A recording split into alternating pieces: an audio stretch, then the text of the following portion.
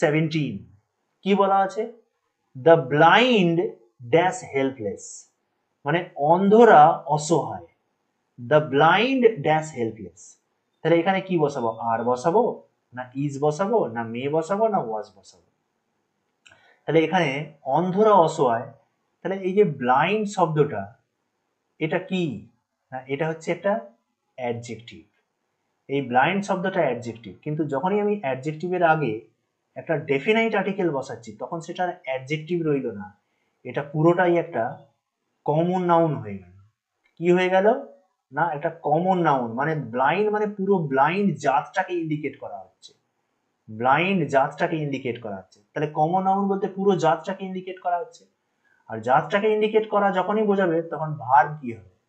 Verb হয়ে যাবে plural. ওকে, তাহলে the blind are helpless.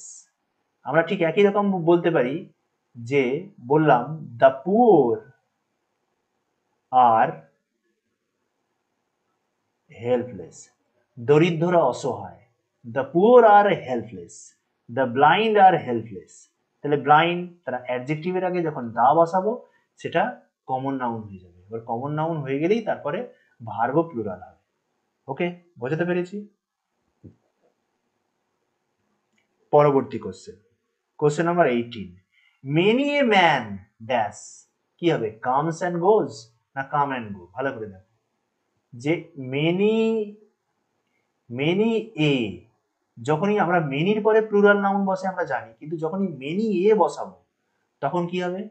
Many এর পরে মনে রাখো নাউন হয়ে যাবে সিঙ্গুলার, নাউন হবে সিঙ্গুলার, আর যে ভার্ব বসবে সেই ভার্ব কি হবে?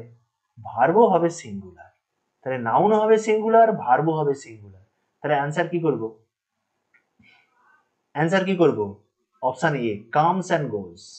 তাহলে নাউন এবং সিঙ্গুলার, নাউন ও সিঙ্গুলার, ভার্ব ও সিঙ্গুলার। তাহলে এটা যদি থার্ড পারসন সিঙ্গুলার হয় তাহলে ভার্বের সঙ্গে কি হয়? এস বা ইয়েস যোগ হবে। তাহলে many a man comes and গোজ, কত মানুষ এলো গেল।